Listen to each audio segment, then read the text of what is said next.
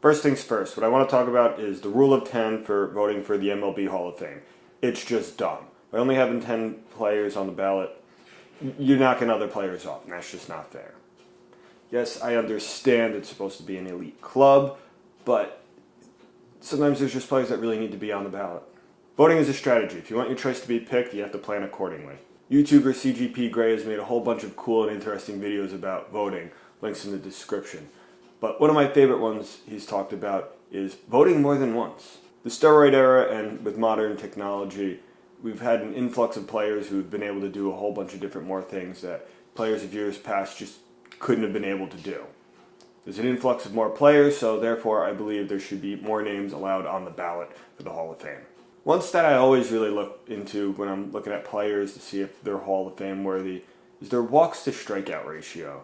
I think if it's about even, you have players that are like, all right, they had some pretty good eye contact. If you have like 30 or more walks than you have strikeouts, it's pretty good eyes. I think you're very good. If you got Barry Bonds type ratios, then pitchers don't want to pitch you because you're that good. If you've got more numbers like Adam Dunn, where you're either just trying to hit a home run every time or you just suck. It's just one of those interesting stats I like to look at. I don't know about you if you have any specific ones. I'm disappointed Johan Santana is off the ballot. I mean, his early numbers in his career represented Sandy Koufax. I mean, he's a pretty good pitcher to compare yourself to.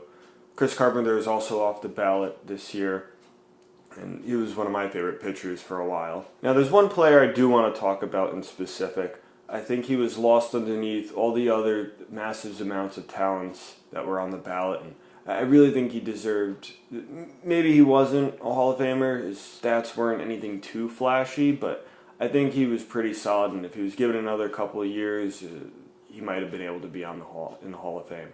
This player, he won the hearts of Yankee fans. He was part of the 2009 World Series team. He was clutch in the postseason. He also played for the Rays and the Athletics, and I have some stuff of his in my room. This lefty swinging outfielder is one of my favorites. His name is Johnny Damon. When you think Johnny Damon, you think he's been on all these other different teams, and he was a pretty decent player and high pick, but I think he got lost underneath all the other star power that was on those ballots these last few years. And it just sort of weighed him down, and he's just no longer on the ballot. He was a one and out.